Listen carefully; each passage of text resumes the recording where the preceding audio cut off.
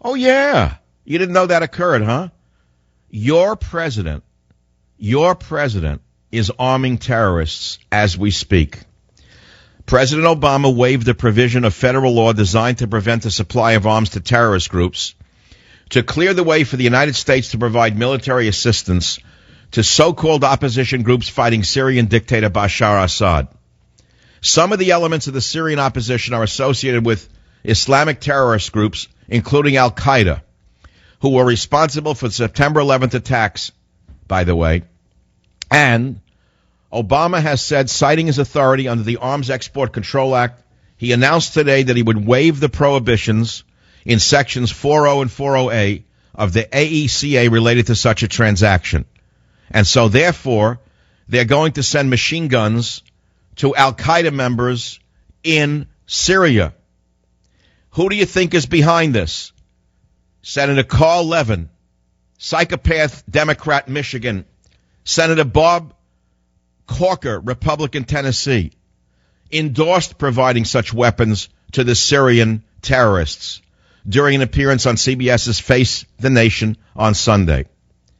And this is the same Congress that refuses to face the fact that the Fort Hood massacre would not have been as bad as it was, and perhaps even today's event could have been stopped before it started had everyone carried a sidearm on that campus. On that campus. Derek on WFTL down in Florida. Derek, welcome to the program. You're on the Savage Nation. Dr. Savage, for the last few years, as you're aware, in Afghanistan, the higher command has been ordering soldiers to be disarmed, including Camp Leatherneck. When Leon Panetta visited there, they ordered our own troops to be disarmed while he was there. Well, that's right. They were afraid that they hated him so much that somebody might have gone crazy. But they trust al-Qaeda in the Syrian opposition. They're to be trusted, but our troops are not to be trusted. So that tells you who the enemy is. The enemy is us. We are the enemy of ourselves by letting these superb individuals run us like geldings with rings in our nose. Geldings everywhere running the world. That's why the Russians are laughing at us. That's why they said such a sarcastic thing early today. I happen to have a Slavic sense of humor, so I found it humorous. I understand what they were saying.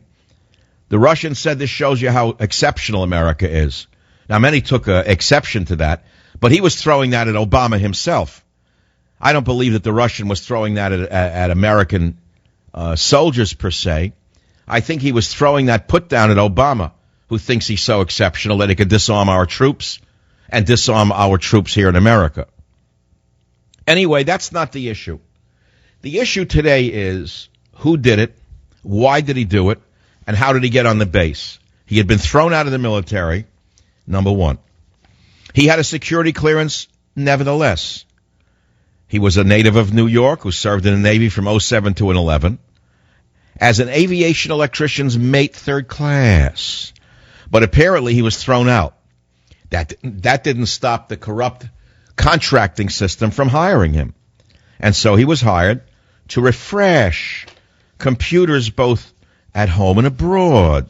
Now, we don't know what refresh means. Maybe they could hire a member of the Syrian opposition to refresh our computers. You never know what goes on inside the minds of the liberal elite that run this country. 855-700-82. Should there be more gun control or more guns on bases?